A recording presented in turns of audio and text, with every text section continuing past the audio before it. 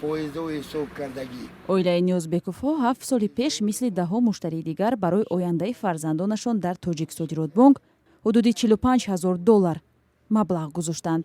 вақте барои таҳсилу зиндагӣ пул лозим шуд, натавонистанд пасандози худро бигиранд. خیلی پول صرف کردیم، هر روز قفاشو میدویدیم، امروز پگا دیگه تمام $1,000 دیگر هم اینا برای خوش رفتن، همین تلفن بگذراندن. талоши ин хонавода то ҳол бенатиҷа будааст. онҳо мегӯянд чанд моҳ пеш дар мавриди баргардонидани пулашон ба додгоҳ шикоят карданд. ما اول خونه گرفتنی بودیم که وای گفتین خیلی من میتونم 70 نسی میتیم وایتون همین خیلی فریب کرد مرا. همین فریب بازی امروز پگا آخرش نسود. وای کی است دیرافروز؟ رامون و درفروز کارگر بانک.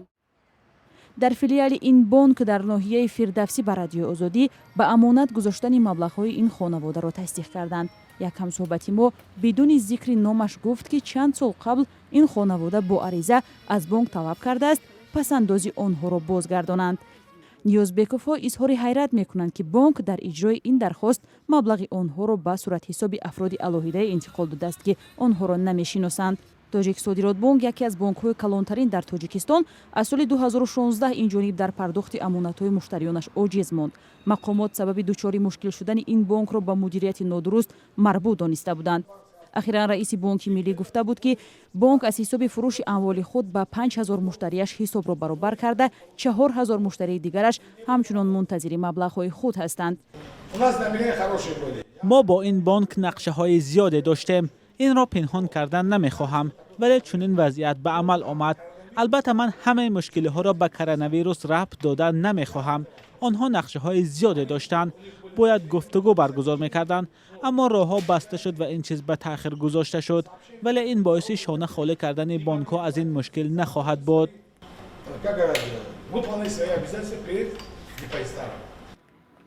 ҳоло ин хонавода аз ҳукми додгоҳ розӣ нестанд ва мехоҳанд бонк маблағи онҳоро диҳад. ما یگان چه نمیخوایم، نه سود پیش سود آمدن نه پیش دیگر. ما در اساس شرطنامه میخوایم که پول ما با فایزش ما بگردونن. ин бори аввал нест ки муштариёни Тоҷиксодиротбонк аз бозпас гирифта натавонистани пасандозҳои худ ба додгоҳ шикоят мекунанд.